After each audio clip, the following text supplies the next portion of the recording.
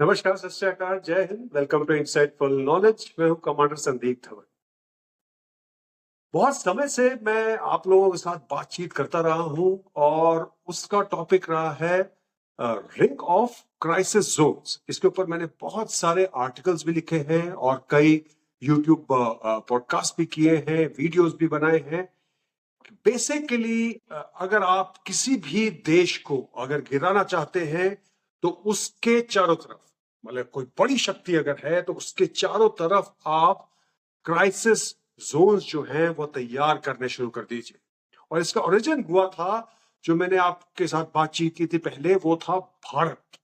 In fact Bharat को ही गिरना था 2024 में, जो कि एक हमारी फ्रेंडली जो एक पावर थी जिसने हमें बाहर से एडवाइस किया और उसने जो था भारत की इस शक्ति को गिरने से बचा लिया।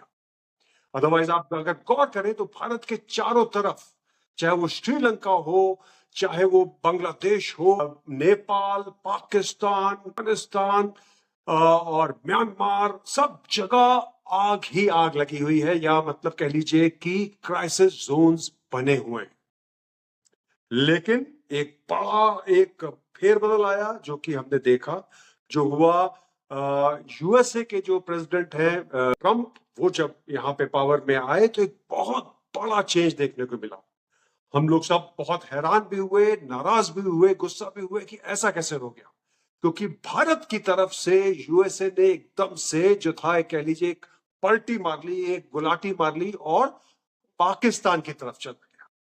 लेकिन अगर आप ठंडे दिमाग से सोचें, क्योंकि अगर जो स्ट्रेटेजी जो होती है उसको समझने के लिए दिमाग को ठंडा रख के ही सोचा जा सकता है, और उसमें इस जो यूएसए की जो स्ट्रेटेजी इस समय चल रही है उसके पीछे भी यही कारण है। क्योंकि भारत जो था उनको उनका एक कह लीजिए सामना कराना था भारत को उन्होंने चीन के साथ। क्योंकि चीन के को अगर किसी ने पलटी देनी थी, किसी ने चीन को यूएसए के पाथ से, रास्ते से, प्रोग्रेस के रास्ते से हटाना था अगर, तो वो केवल भारत ही हो सकता था। लेकिन क्योंकि मौका इतना सही नहीं लगा यूएसए को कि भारत इस समय तैयार है या यूएसए खुद तैयार है टेक ऑन करने के लिए, डिफीट करने के लिए चाइना, तो उन्होंने क्या किया कि आप अगर फिर से गौर करें तो चीन के जो शक्तियां हैं जो उनके साथ चल रही, चाहे वो रूस हो जिसको वीक करना शुरू किया, और फिर उसके बाद नेक्स्ट आ जाता है ईरान। अब ईरान को अगर आपको टेक ऑन करना है तो याद रखिए 19 जो है यूएसए के बेसिस है मिडिल ईस्ट में, लेकिन वो थोड़ा दूर है। पास में कौन है? पास में है पाकिस्तान। और प्रेसिडेंट ट्रंप ने आते ही पाकिस्तान को एक ऐसा, जो एक गाना चला था बीच में, लिफ्ट करा दे, वही किया उन्होंने। और हम लोग को बहुत गुस्सा भी आया कि ये क्या चल रहा है। लेकिन अगर आप इस संदर्भ में इसको समझेंगे तो अब आपको समझ में आएगा कि नेक्स्ट कुछ दिनों में ईरान में क्या हो सकता है। क्योंकि भारतीय जो दूतावास है वहां पे, उसने एक एडवाइजरी जारी कर दी है कि जितने भी भारतीय हैं वो या तो ईरान ट्रेवल ना करें, और अगर ट्रेवल कर रहे हैं तो वहां के जो दूतावास में, एम्बेसी में अपने को रजिस्टर कराएं, जिससे कि उनको पता लगे कि कितने भारतीय उस देश में हैं। 100 से ज्यादा शहर जो हैं इस समय बहुत भयंकर डेमोन्स्ट्रेशन चल रहे हैं वहां पे। 150 से ऊपर जो है छोटे शहर है वहां डेमोन्स्ट्रेशन चल रहे हैं।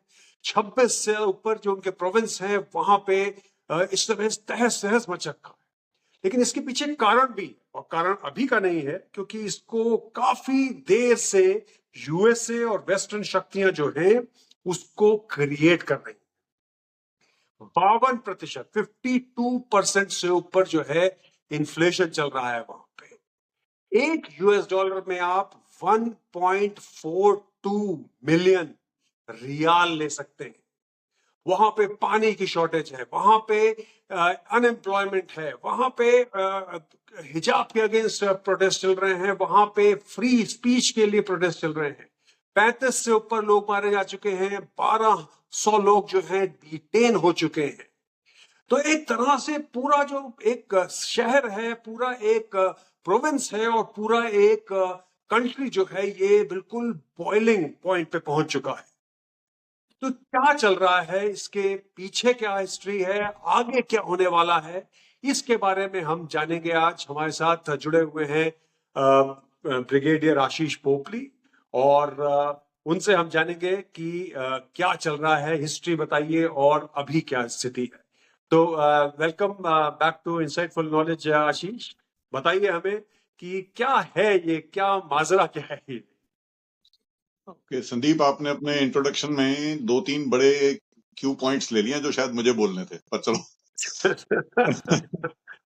Okay, so I will start with the history, but एक दो चीजें उससे पहले भी बताऊं कि किसी भी बड़े देश को पावर जो है, और हमारे टाइम में अमेरिका, इससे पहले ब्रिटिश, इन लोगों को हमेशा समय समय पर कोई ना कोई देश चाहिए होता था, या तो उसकी ज्योग्राफी की वजह से या उसकी रिसोर्सेज, या दोनों। और मैं जब आगे नरेट करूंगा ईरान की कहानी, तो ये पता चलेगा कि ये बहुत अच्छा दोस्त था जी अमेरिका का। आज दूसरे पाले में है, कल आने वाले समय में जो प्रोटेस्ट जिनकी आप बात कर रहे हो सकता है वहां जो हम बात करेंगे कि वहां क्या रेजीम आती है, तो और इसके पास रिसोर्सेज भी हैं, तो हो सकता है ये फिर दोस्त बन जाए उन्हीं वेस्टर्न पावर्स का। तो जी वेस्ट यूज करना जानता है अपने बेनिफिट के लिए, यहां पे इसको रखते हैं। मैं मॉडर्न हिस्ट्री के ऊपर आ रहा हूं, और मैं मॉडर्न हिस्ट्री में पिछले 100 साल ही जा रहा हूं, जब से जो रिलेट करता है। और मैं रिक्वेस्ट करूंगा जो ऑडियंस, इंडियन ऑडियंस सुन रही है हमारे को, आप कंपैरिजन करिए कि जो वहां पर हो रहा है, क्या उसी किस्म, अगर मैं वर्ड यूज करूं टूल किट, तो क्या वो इंडिया में नहीं हो रहा है या कोशिश नहीं की जा रही है। Will compare that. So somewhere in 1921 Pahlavi dynasty शुरू हुई, और जिनको हम शाह मानते हैं, शाह ऑफ ईरान, ये उनके फादर थे, रजा खान। उनको बनाया गया वहां का एडमिनिस्ट्रेटर। ये पहलवी डायनेस्टी डायनेस्टी 1921 से 1979 तक चली। अब इसके बीच में कई शिफ्ट्स आए, और इसमें दोस्ती और दुश्मनी दोनों हुई अमेरिका के साथ। 1939 से 45 जब वर्ल्ड वॉर टू हुआ, तो उसमें जो ये रजा खान थे, इनकी अलाइनमेंट दिखी जर्मनी की तरफ जाते हुए, जो रशिया और ब्रिटेन को मंजूर नहीं था।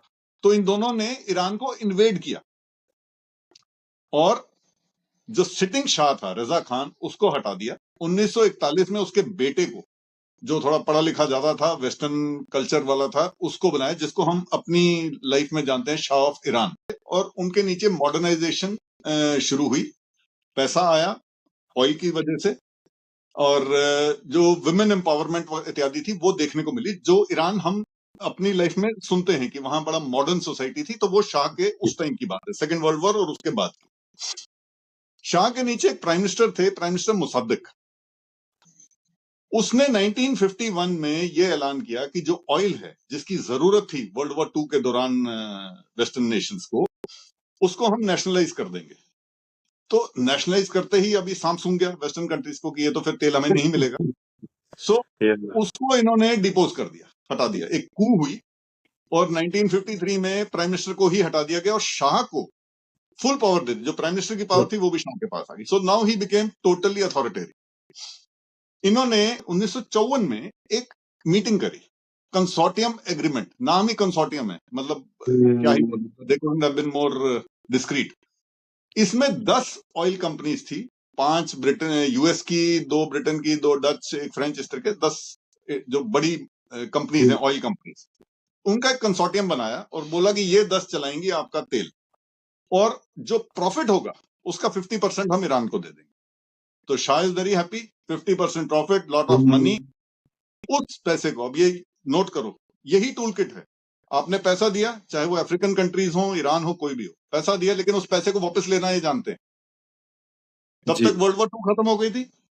जो पैसा ये तेल का देना था, जो इन्होंने शाह को 50% प्रॉफिट, उसको इन्होंने मिलिट्री हार्डवेयर में कन्वर्ट करके उसको दिया, एक थ्रेटन बीइंग बनाया रशिया। सो पैसा वापस ब्रिटेन के पास आ गया। अमेरिका की जो सीआईए है और MI6 ब्रिटेन की, ये रिस्पॉन्सिबल थे मुसाद्देक को हटाने के लिए। और उसके बाद ईरानियन फोर्सेस को ट्रेन करने के लिए। सो आप देखिए पूरा ये अंदर घुस जाते हैं, इनकी अपनी इंटेलिजेंस एजेंसी आती है और यही हथियार बेचने, आज भी वही गेम है। 1963 में व्हाइट रेवोल्यूशन हुई जिसमें शाह ने खोमेनी को एग्जाइल कर दिया। सो क्लर्गी वॉज टेकन आउट, ये बहुत बड़ा प्रॉब्लम आई। सो 1964 में खोमेनी इराक छोड़ के चले गए। ओके अब उसके बाद फ्री हैंड हो गया शाह के पास, अब क्लर्गी वाला एंगल भी खत्म हो गया, मुसाद्देक हट चुके हैं and he became the boss. जब ऐसा होता है तो दिमाग में फिर आपकी फतूर अलग जागते हैं, धीरे धीरे लोगों का टच उससे छूट गया और ईरानियन रेवोल्यूशन 1979 में हुई जिसमें शाह को भागना पड़ा जनवरी 1979 में और फरवरी 1979 में खोमेनी वापस आए। अब मैंने बात की थी 1921 से 79, सो इस पीरियड की एक छोटी सी हिस्ट्री बताई, बीच में अमेरिका और ब्रिटेन की कहानी बता दी, how they create problems and then they sell you arms. जब खोमेनी वापस आए तो Iran from a modern society जो हम सोचते हैं, परसीव करते हैं, उससे वो एक इस्लामिक रिपब्लिक बन गई। Now see the problem for America. इस समय 1978 एंड तक Iran was the number 1 arms importer from America और 0.5 मिलियन बैरल्स पर डे का एक फिगर मिलती है हमारे को, जो तकरीबन इस फिगर को रोजाना अमेरिका को वो तेल जा रहा था। लेकिन अब तो खोमेनी आ गए तो वो पाइपलाइन बंद हो गई, आर्म्स बिकने बंद और तेल आना बंद। Again the same tool kit. अब उन्होंने इस रीजन में किसी और को प्रॉप अप किया, तेल तो चाहिए, अमेरिका तो ग्रोइंग इकोनॉमी थी, तो सऊदी की तरफ नजर पड़ी, तो सऊदी को प्रॉप अप किया गया अगेंस्ट ईरान। उसमें मैं एंगल डालना चाहता हूं, 3-4 मोटे एंगल आते हैं।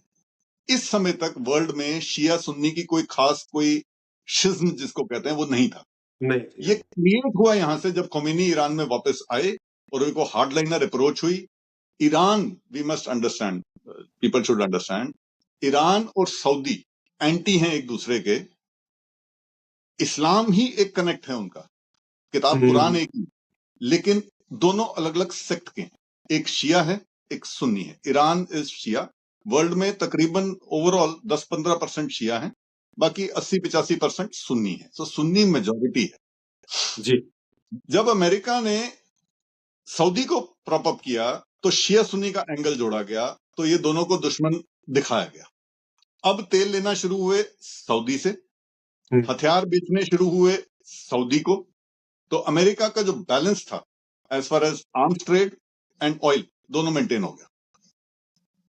ईरान का तेल मार्केट में ना आए तो समय समय पे 1979 से, क्योंकि अब वो हार्डलाइनर हो गई, डेमोक्रेसी नहीं है, शाह नहीं है, आप 4-5 वर्ड और उसमें अंग्रेजी के डाल दीजिए तो उसके ऊपर सैंक्शन लगा दी, तो वो तेल आज तक 50 साल होने वाले हैं, वो सिर्फ घोस्ट शिप या ब्लैक मार्केट या किसी तरीके से अगर निकल रहा है ईरान से तो निकल रहा है, बीच बीच में कहीं सैंक्शन थोड़ी थोड़ी हटाई है, इंडिया ने भी लिया है उनसे, लेकिन बाय एंड लार्ज 50 साल से तकरीबन उनके ऊपर ऑयल की सैंक्शन लगी हैं।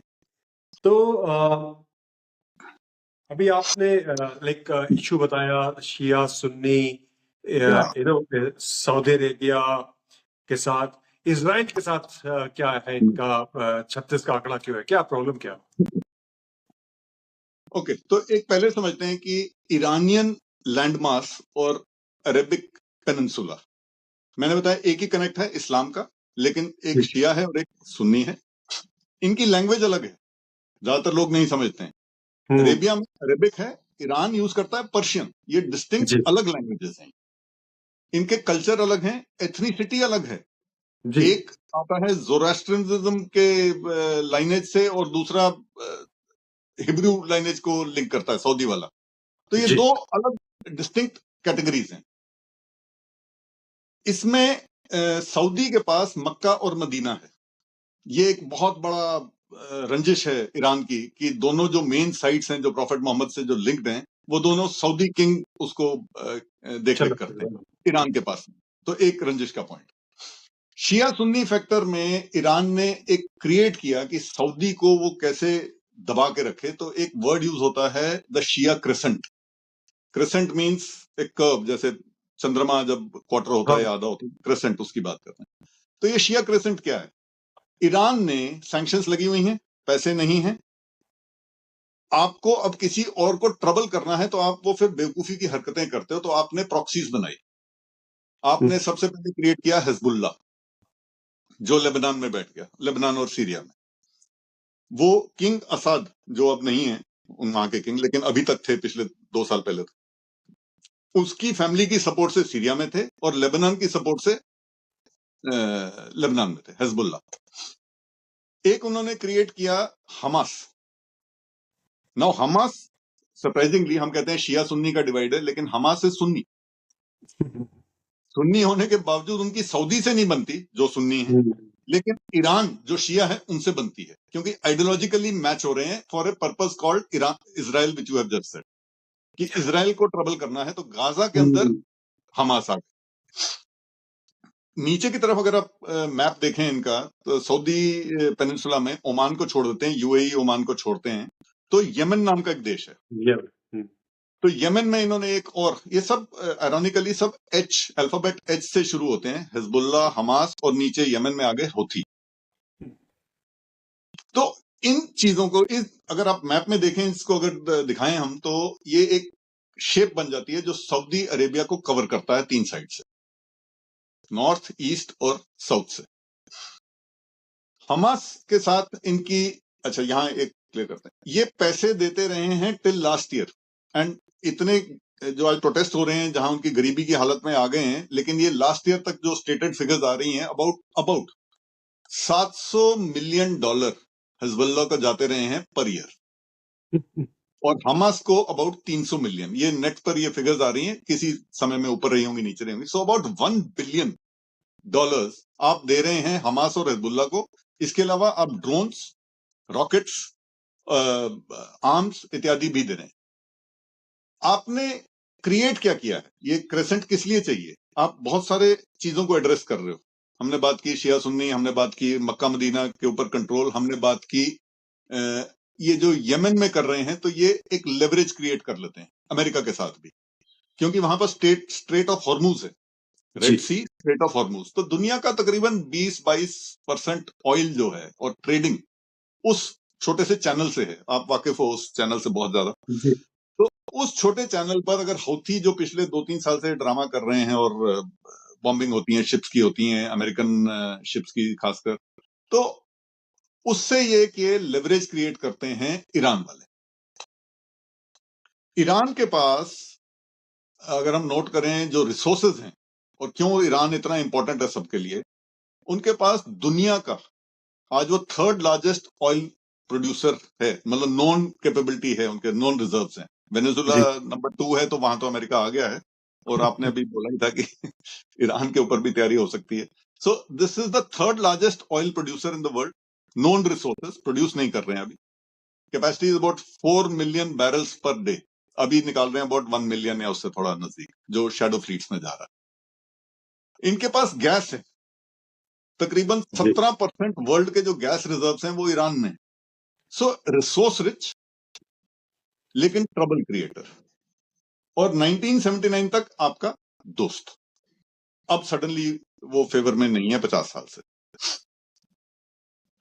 यहां पर एक बात और कर दूं, ईरान में एक जो खोमेनी आए हैं, ये भी एक नई चीज हुई जो उस टाइम पे कंटेस्ट किया गया था जब वो बने थे, कि वो पॉलिटिकल और जुडिशरी और military power other than his religious power, ये सारा उनमें सबस्यूम्ड है।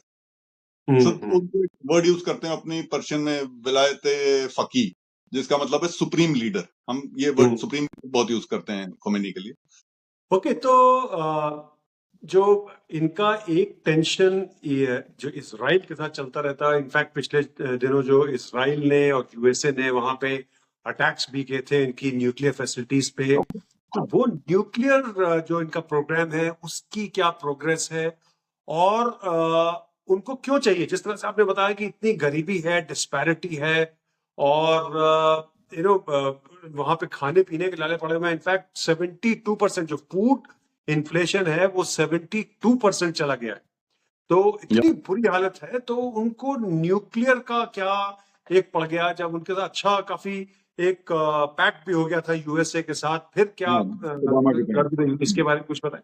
तो अगर ईरान के पास न्यूक्लियर वेपन आता है और जी उसके रहते हुए इम्प्लाइड न्यूक्लियर वेपन्स आ जाते हैं सऊदी और यूएई के पास भी, तो जी इस एरिया में 3-4 कंट्री आपकी खड़ी होती हैं with nuclear weapons. Nuclear non proliferation treaty खत्म हो जाती है। नॉर्थ कोरिया आप संभाल नहीं पा रहे, Pakistan is a question mark on nuclear weapons, और ये 3 और नए खड़े हो जाएंगे। ईरान के पास न्यूक्लियर वेपन्स आना मतलब प्रोलिफरेशन जो हो सकती है, उनके जो प्रॉक्सीज हैं, जी हाँ हुथीज, हमास, हिजबुल्ला, इनके पास जी भी जा सकता है। और हाँ, ये एक डर्टी बॉम्ब तो हो ही सकता है। एग्जिस्टेंशियल थ्रेट हो गया इजराइल के लिए। तो जी ये किसी भी कंट्री को, खासकर अमेरिका को या सऊदी को, ईरान के पास न्यूक्लियर वेपन आना मंजूर नहीं है। इसलिए हम समय समय पे देखते हैं, जो लास्ट ईयर भी हुआ जब इन्होंने अटैक किया ईरान के ऊपर अमेरिका ने, तो जो उनका जब वेपन ग्रेड एनरिचमेंट की कोई लेवल पहुंचती है यूरेनियम की, जी तो ये उसको कोई या तो साइंटिस्ट मर जाता है या उसके बॉम्ब अटैक हो जाता है, समथिंग हैपेंस देयर। तो जी ये न्यूक्लियर कैपेबिलिटी ईरान को नहीं देने वाले हैं। तो क्या देने वाले हैं? क्या डिजायर है हमारी? हमारी डिजायर, हमारी मतलब अमेरिका की डिजायर की बात कर रहा हूं, कि नॉन न्यूक्लियर इरिटेंट ईरान, अगर इस लाइन को मैं समझ लूं, तो अमेरिका की पॉलिसी यहां पे बहुत बड़ी क्लियर है। नॉन न्यूक्लियर इरिटेंट ईरान मैं एक्सेप्ट करने को तैयार हूं। इरिटेंट में उसके जो हौथी, हमास और वो जो हिजबुल्ला है, मैं उनको भी एक्सेप्ट करने को तैयार हूं, क्योंकि वो मैनेजेबल कंडीशन में ले आए हैं। खासकर 2 साल में अभी इसराइल ने उनको मैनेजेबल कंडीशन में कर दिया, हमास को, हिजबुल्ला को कर दिया। जी the story has changed because of जो अभी के प्रोटेस्ट चल रहे हैं। ये भी बीच में आया कि ये अमेरिका ने इंड्यूस कराया होगा। अमेरिका को इस वक्त ईरान में इनिशिएट कराने में नुकसान था। जी कोई भी रिज्यूम चेंज वो मैनेज करने की स्थिति में रख रहे थे इसको, क्योंकि अभी ये इमीडिएट कॉज नहीं था उनके लिए। इमीडिएट में उन्होंने वेनेजुएला को ले लिया है और उसके थ्रू चाइना को टैकल कर रहे हैं, जो आपने ऑलरेडी टच किया। ईरान के थ्रू भी चाइना ही टैकल होगा। तो जी वो जो सो बट ईरान का नंबर शायद अभी नहीं था। रीजन, ऑयल की अगर बात करूं तो इस वक्त ओपेक और ओपेक प्लस जो प्रोड्यूस कर रही हैं ऑयल, वो इनफ है वर्ल्ड के लिए। अब उसमें जी ऐड होने वाला है वेनेजुएलन ऑयल, मे बी 1 साल 1.5 साल के अंदर जब प्रोडक्शन शुरू हो जाएगी। ओपेक प्लस का हमेशा से मुद्दा रहा है कि जो ऑयल प्राइसेस हैं वो 70, 75, $80 पर बैरल में रहें। उनकी प्रोडक्शन कॉस्ट सऊदी अरेबिया में 3 से लेकर $10 है। फिनिश प्रोडक्ट है $10 पर बैरल। वो 70 से 80 में बेचना चाहते हैं। आज की तारीख में 61 है, आज का रेट 61 है। तो ऑलरेडी उस लेवल से $10 नीचे चल रहा है। वेनेजुएलन ऑयल आने से 1 साल के बाद वो 3, 4, $5 का और फर्क पड़ेगा, क्योंकि उतना आ जाएगा और आप रशिया को रोक नहीं पा रहे हो। तो अमेरिका के इंटरेस्ट में इस ऑयल, ईरान के ऑयल की अभी कोई जरूरत नहीं थी। उनको सिर्फ ईरान को न्यूक्लियर वेपन्स के थ्रेशोल्ड से नीचे रखना था। लेकिन अब ये जो अपराइजिंग हुई, लेकिन ये हुई है टिपिकली 1979 रेवोल्यूशन जो हुई थी, ईरानियन रेवोल्यूशन, बिल्कुल उसी को पैटर्न फॉलो हुआ है कि ये जो मर्चेंट्स हैं, बाजार जिसको बोल, वहां भी बाजार वर्ड यूज होता है, तो मर्चेंट्स ने ये स्टार्ट किया है। उसके बाद जो बची कुची मिडिल क्लास है और लोग हैं वो जुड़ गए हैं, और जो यंग लोग हैं वो जुड़ गए हैं इसमें। तो जेनजी का नाम आ गया आजकल, इसको बोल देते हैं, जेनजी ने करा है। स्टार्ट हुआ था ये मर्चेंट से। तो ये 1979 का जो रेवोल्यूशन हुआ था, ये उसी पैटर्न पे है, डेमोग्राफिक पैटर्न। आज की तारीख में ये क्राइसिस क्रिएट हुआ है वाटर बैंकरप्सी की वजह से। ये वर्ड यूज हो रहा है, जो यूएन और वर्ल्ड हेल्थ ऑर्गेनाइजेशन भी इस वर्ड को यूज कर रहे हैं, वाटर बैंकरप्सी। जितने रिजर्वायर्स हैं ईरान के, वो बिल्कुल मिनिमम लेवल पर आ गए हैं, और ग्राउंड से जो इन्होंने ड्रिल करना था, पंप लगाने थे, वो कई सालों से लेते रहे हैं। तो बेहिसाब इन्होंने एग्रीकल्चर में यूज किया है, और अब इनके पास पानी नहीं है, पोर्टेबल पानी नहीं है। सबसे बड़ा पब्लिक के लिए जो क्राइसिस था वो पानी का है। दूसरा है इन्फ्लेशन। आप कह रहे हो 52%, सो ये पिछले कई सालों से 40 से लेके 50% के अंदर इन्फ्लेशन में है। इंडिया में अभी हम 2.5-3% पे होते हैं, 4 पे जाते हैं तो थोड़ा प्रॉब्लम किसी को दिखने लग जाती है, बट 40-50% इन्फ्लेशन। आपने एक और शुरू में यूज किया था इनका जो करेंसी है, रियाल। 2018 में सैंक्शंस लगे हुए, तब भी इनको 40 साल हो गए थे। तो इनका $1 और रियाल का कंपैरिजन मैं बताता हूं, तब वो 30,000 रियाल था। 30,000 रियाल से $1 बनता था, ये हालत थी। आज 1.5 लाख रियाल और $1। तो 2018 से 2026 तो अभी शुरू हुआ है, तो 7-8 साल में सैंक्शन की वजह से, ऑयल एक्सपोर्ट ना होने की वजह से, इनकी करेंसी, इन्फ्लेशन, ये सब बिल्कुल वीकेस्ट पॉइंट पे है, ये क्रम्बल हो रहा है। मैं, क्योंकि अब मैंने ये वर्ड यूज कर लिया, तो मैं एक और वर्ड यूज करता हूं जो वेस्टर्न पावर जो टूल किट्स यूज करती आई हैं, जो आपने फ्लैश पॉइंट्स, आपने बहुत सारे नाम लिए थे। 3 ऑप्शंस रहती हैं अमेरिका के पास, typical. First is sanctions, second is military power, third is regime change. So regime change में 2 टाइप कर दिए, अभी ये दूसरा ऐड कर रहा हूं मैं। Regime change can be orchestrated internal collapse, जो ईरान में हो रहा है। दूसरा है जो वेनेजुएला में किया, आपने उसका रेजिम चेंज कर दिया, बाय उठा के ले आए उसको। तो 3 टूल किट। नाउ ईरान में सैंक्शन ऑलरेडी लगी हैं 50 साल से, मिलिट्री फोर्स ये यूज करते रहे हैं, not boots on ground, but जब जब वो न्यूक्लियर वेपन को इन्होंने मिटिगेट करना है, और मिसाइल्स वगैरह चलती हैं इसराइल वगैरह से, वो हो रहा है। ये जो पार्ट था जो रिजीम चेंज वाला था, ये अभी नहीं चाहते थे, बिकॉज इनके हाथ अभी भरे हुए थे वेनेजुएला से, ये मेरा आकलन है। ये इनके सिर पे अब एक और प्रॉब्लम सी आ गई है, और इसका भी निवारण है, जो मैं समझता हूं, बाकी अमेरिका तो अमेरिका ही जाने। अगर यहां पर रिजीम चेंज होती है, जो शायद हो जाए, तो अमेरिका को क्या एक्सेप्टेबल है इसमें? सबसे पहली चीज, मतलब क्या उनके लिए शिफ्ट्स आने वाले हैं यहां पे? पहली चीज, ईरान के अंदर शायद शाह वापस आ जाए, शाह की डायनेस्टी का, जो प्लायबल रहेगा वेस्ट की तरफ। वो आने से ईरान का जो क्रिसेंट जो उन्होंने बना रखा है हिजबुल्लाह वाला, वो थोड़ा डिमिनिश हो जाएगा। वैसे भी इजराइल ने मार मार के डिमिनिश किया हुआ है। तो ईरान तो इरिटेंट नहीं रहा, ईरान इरिटेंट नहीं रहा, तो अमेरिका हथियार किसको बेचेगा? So what I feel America will do is they will create another threat in being, and I'll come to that. Iran का ऑयल, लेट्स से 2 साल के बाद, आज से 4 मिलियन बैरल्स पर डे वो फिर से प्रोडक्शन में आ जाए, 2 बिलियन ले लेते हैं हम, आज 1 है 2 ले लेते हैं, 2 साल के बाद रिजीम चेंज हो गई, प्लायबल वेस्ट वाले हो गए, तो वो ऑयल भी मार्केट में आए। दैट मीन्स $3-4-5 पर बैरल और ड्रॉप होने की उनको देखना है। अमेरिका जो ईरान की वजह से जो आर्म्स बिजनेस करता है, उसकी फिगर्स बहुत एस्टॉनिशिंग है जी। सऊदी अरेबिया, यूएई, इजराइल, इन तीनों को अगर मैं ऐड कर लूं और पिछले साल की फिगर नोट करूं, भी about $10-12 billion worth of weaponry per year only because Iran is there.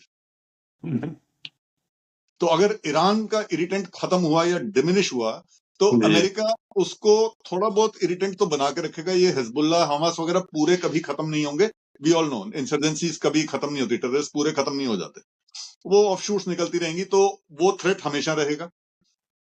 एक सऊदी अरेबिया के लिए नया थ्रेट क्रिएट करना पड़ेगा, थोड़ा बहुत तो रहेगा, शिया सुन्नी वाला चलता रहेगा ईरान के साथ on A reduce scale, but एक नया थ्रेट क्रिएट करना पड़ेगा। America needs a steady revenue and that can come, ये उनके शब्द हैं, बिल्कुल उनके गवर्नर के, किसी गवर्नर के शब्द हैं कि हमें एक आर्म से स्टेडी रेवेन्यू चाहिए, उसके लिए हमें कंट्रोल्ड थ्रेट क्रिएट करने पड़ते हैं। अब you see the words use, controlled threat अभी तक चलता रहा है। अभी अगर ईरान में थोड़ा प्रॉब्लम सॉर्ट आउट हो गई, मतलब रेजिम चेंज हो गई, तो इनको कहीं और एक कंट्रोल थ्रेट कुछ और क्रिएट करेंगे अगेन। जैसे मुझे लगता है कि एक बार यहाँ पे कुछ स्टेबलाइजेशन होती है, अगर होती है, अगर कोई, जैसे आपने कहा कि कोई एक नया थ्रेट क्रिएट किया जाएगा, मे बी अफ्रीका में क्रिएट किया जाएगा, क्योंकि वहां पे भी लीबिया वगैरह में भी काफी उथल पुथल चल रही है इस समय, और फिर शिफ्ट होएगा मामला साउथ ईस्ट एशिया की तरफ। ओके, जो साउथ चाइना सी है, वहां पे एक चीन का तो उन्होंने क्रिएट कर ही रखा है माहौल, तो वहां पे भी मैं काफी तेल भी हो जाए। एक और बताना चाहता हूं इधर कि जो वेनेजुला में हुआ है, तो जो मीडिया जो बता रहा है जितना सीमित, वो उतना नहीं है। बहुत सारे उसकी अलग डायमेंशंस भी हैं। उसमें से एक डायमेंशन जो ईरान से लिंक्ड है वो कवर करता हूं मैं आज। हम्म, ईरान के पास एक ईरानियन रेवोल्यूशनरी गार्ड कोर है, आईआरजीसी जिसको हाँ जी, बोलते हैं। सीधा सीधा। नाउ आईआरजीसी के फुटप्रिंट वेनेजुला में मिले हैं। हम्म, आईआरजीसी प्लस हिजबुल्ला। जब ट्रंप एडमिनिस्ट्रेशन का वर्ड यूज होता है नार्को टेररिज्म, तो लोग कहते हैं यार वो नार्को टेररिज्म तो उधर है, कोलंबिया को करो, इनको वेनेजुला को ऐसे ही पकड़ लिया। No no, there is a lot of, बहुत सारी चीजें होती हैं जो सब चीज ओपन में नहीं बता रहे। बट आईआरजीसी और हिजबुल्ला का फुटप्रिंट वेनेजुला में है। हम्म, वेनेजुला में जो जनरल्स हैं अपनी रैंक में सन लगाते हैं, सन का इंसिग्निया लगता है, ये उससे बना है, हम्म, कार्टल ऑफ द सन्स। उसके अंदर हिजबुल्ला और आईआरजीसी के पास जो कोकेन की स्मगलिंग है, और उसकी फिगर्स हैं कि हम्म, 250 टन पर ईयर वेनेजुला से कोकेन शिफ्ट हो रहा है, और इसकी टेररिज्म जो मनी जो मोनेटाइज किया जा रहा है वो आईआरजीसी और हिजबुल्ला कर रही है। जब हम कह रहे थे कि $1 बिलियन इतनी गरीबी के हालात में पिछले साल तक हम्म, ये जी हिजबुल्ला और बिल्कुल। हमास को दे रहे हैं, तो 1 बिलियन कहां से आ रहा है? उस वेरी 250 टन को अगर मैं कन्वर्ट करूं तो 25 बिलियन है वो। मार्केट रेट मैं ले रहा हूं, बैड। एवरेज मार्केट रेट, अलग अलग वेराइटी और उस पर अलग अलग फर्क होता है, बट एक ball park figure about 25 billion, 20-25 billion. तभी जी ये हिजबुल्लाह और उसको सपोर्ट कर रहे हैं। सो आप ये नोट करो, जब आप वेनेजुला पे भी एक्शन कर रहे हो, कोई अमेरिका कर रहा है, तो बहुत सारे तार हैं। उसमें या से एक ये भी है, हम्म, उसमें से एक ये भी है। तो क्या लगता है अब ये किस दिशा में जाएगा? क्या ये वेनेजुएला की दिशा में जाएगा कि इसको अभी थोड़ा सा ठंडा रखा जाएगा कुछ समय के लिए? क्योंकि आपने कहा कि अभी इतनी सारी चीजें यूएसए हैंडल करने को तैयार नहीं है। फिर एक थ्रेट भी खत्म हो जाएगा जो पूरे मिडिल ईस्ट को इस समय ईरान से लगता है, उनके प्रॉक्सी से लगता है। तो डायरेक्शन क्या लेगा? क्या एक वहां पे इंटरनल गवर्नमेंट अभी तैयार करने देंगे वो कि भाई जो सुप्रीम लीडर है कहते हैं कि वो शायद मॉस्को भाग जाएं और वहां शरण लेके जाके, और यहाँ पे एक नई लीडरशिप उभर के सामने आए जो कि ऑब्वियसली काफी टाइम लगाएगी स्टेबलाइज होने में, और तब तक हो सकता है यूएसए भी तैयार हो जाए और मूव इन करने के लिए वहां पे। मेरे ख्याल से देखो, जब रेवोल्यूशन हो रही है और पब्लिक सपोर्ट अब खोमेनी के अगेंस्ट हो गई है, और पता चल रहा है कि खोमेनी वहां से जा सकते हैं, तो एक प्लायबल गवर्नमेंट को वहां पर लाना, एक प्लायबल हम्म, फेस को वहां लाना, जो पब्लिक को वापस थोड़ा फ्रीडम, थोड़ी डेवलपमेंट, थोड़ी पानी की प्रॉब्लम खत्म, थोड़ी ऑयल सैंक्शंस खत्म हुए, ताकि पैसा मिले, वो या तभी हो सकता है जब खोमेनी वहां से हटे। So to hmm, my mind there is uh, मतलब मैंने जब पहले भी यूज किया कि शाह की डायनेस्टी का बंदा उधर आएगा, तो एक शाह हम्म, की डायनेस्टी की जो रेवोल्यूशनरीज के मैं वीडियोस देख रहा था, तो देवर कुछ लोग होते हैं, मैं उसको पूरी जनता की आवाज नहीं मान सकता, लेकिन थे उसमें कि हमें शाह वापस चाहिए। हाँ कुछ ने कहा है ना कि हमें उसने वापस कहा चाहिए, हाँ, वापस चाहिए। तो लेकिन इसमें मैं एक सिल्वर लाइनिंग भारत के लिए भी देखना चाहता हूँ, क्योंकि जो भारत का एक पोर्ट जो हमने लिया हुआ 10 साल के लिए, शाहबाज, चाबहार पोर्ट, उस पर काफी अंकुश लगते रहते हैं, सैंक्शन लगते रहते हैं, फिर 6 महीने की ढील दे दी जाती है। वो भारत के लिए बहुत इम्पोर्टेंट एक बहुत ज्यादा, पाथवे है सेंट्रल एशिया को जोड़ने के लिए। एक absolutely, international north south transport corridor है जिससे हमने आईएनएस, रूस जाना, जो हमने डिस्कस किया था पहले। तो चाबहार भी उसका एक बहुत बड़ा एक हिस्सा बन सकता है, क्योंकि वहां से भी हम कारोबार कर सकते हैं, बिजनेस कर सकते हैं। और फिर अगर ये जो रशिया जो है, रूस जो है, ये भी ऑन बोर्ड आ जाता है और टेंशन कुछ कम हो जाता है उसका वेस्ट के साथ, तो ये भी हो सकता है कि इस कॉरिडोर को हम वेस्टर्न यूरोप की तरफ जोड़ दें, जो कि ओरिजिनल प्लान था। तो ओरिजिनल इन प्लान। सब डेवलपमेंट में भारत के लिए अगर ये वहां पे एक थोड़ा सा एक कह लीजिए वेस्टर्न फ्रेंडली एक पावर आ जाती है, तो भारत के लिए भी काफी फायदेमंद हो सकता है। Indian public has to be understanding कि जो ईरान में हो रहा है, क्या वो हमारे यहां नहीं किया जा रहा? अगर मैंने बिल्कुल। 3 चीजें बताई थी, sanctions, military force, regime change, sanction India पे नहीं लग सकती, हम पिछले प्रोग्राम में कवर कर चुके हैं, इंडिया ने बहुत ऑल्टरनेट्स बना दिए, ठीक है। तो सैंक्शन का हमारे ऊपर इतना कोई खास असर नहीं पड़ने वाला, पहले भी लगी थी न्यूक्लियर ब्लास्ट के बाद। मिलिट्री फोर्स इंडिया पे यूज नहीं हो पाएगी, बहुत बड़ा है और काफी स्ट्रांग है मिलिट्री। तो एक ही चीज रह जाती है, वो है रजीम चेंज, जो बार जी बार हमारे को इंडिकेशन दिया जा रहा है कि इंटरनल कोलैप्स वाली। तो जी एक हमारे थे chief of army staff general Bipin Rawat, उन्होंने एक बार बोला था कि हमारा 2 फ्रंट वॉर नहीं है, 2.5 है। तो 0.5 है जो अंदर वालों के लिए है। जी तो हमारे यहाँ भी लोग हैं जो क्रिएट करते हैं ऐसा माहौल कि हमारे इंस्टीट्यूशंस खत्म हो गए हैं, वोटिंग मशीन खराब है, इत्यादि इत्यादि। तो मैं पॉलिटिकल उसमें नहीं जा रहा हूँ, बट ये वो 0.5 वाली लड़ाई हमारी ये है जो इंटरनली क्रम्बल कराने में कोई कसर नहीं छोड़ते। तो हमारी पब्लिक को भी थोड़ा बेरी रहना चाहिए। एब्सोल्युटली। तो थैंक यू सो मच आशीष, आपने बहुत ही बढ़िया तरीके से, काफी, क्योंकि बहुत उलझी हुई ये गुत्थी है, इसमें इतने पहलू हैं कि कई बार खुद को समझना मुश्किल हो जाता है कि कौन किसका हाथ पकड़ रहा है और कौन किसका सिर पकड़ रहा है। तो इसको एक सिंपल तरीके से आपने बताया है, और कहीं ना कहीं मुझे लगता है कि चाहे यूएसए हम कहें कि 100% इस समय कूद के तैयार नहीं है इस देश को गिराने में या इस सत्ता को गिराने में, लेकिन जो एक कहते हैं कैटलिस्ट, जो इसने पूरा माहौल जो तैयार किया है, उसमें वेस्ट और यूएसए स्पेशली कहीं ना कहीं बैकग्राउंड में है।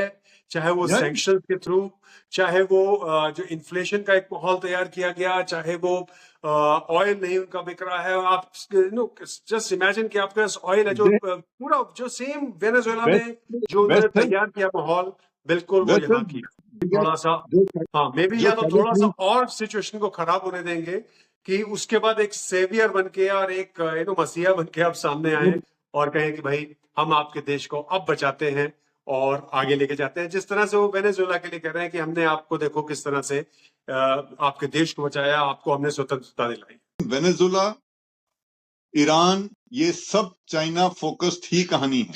या तो वही सेम स्टोरी आ जाती है, वो रिंग ऑफ क्राइसिस जोन्स, जो आपके आसपास या आपके जो कह लीजिए फ्रेंडली रिजीम्स हैं, फ्रेंड्स तो नहीं होते हैं इस लेवल पे, बट फ्रेंडली जो रिजीम्स हैं उनको धीमे धीमे उनकी जड़ें काट काट के आप उनको सफाया करते जाइए, और बड़ी चालाकी से, बड़ी कह लो जो जियोपॉलिटिक्स में लैंग्वेज यूज करें तो बड़ी इंटेलिजेंस के साथ उन्होंने ये काम किया है। और ये जो डिकेड है, ये डिकेड जो है ये केओस का डिकेड है मेरी समझ में, और 2035 तक बहुत उथल पुथल होने वाली है इस विश्व में, और उसके लिए हमें तैयार होना चाहिए। और इनफैक्ट क्योंकि हम भारत जो है ये भी अछूता नहीं रह सकता है, और जितने भी लोग सुन रहे हैं इस बात को, इस पॉडकास्ट को, वो याद रखिए कि हम लोग आएंगे, इसके बारे में बात करते रहेंगे और आपके सामने नई नई चीजें लाते रहेंगे।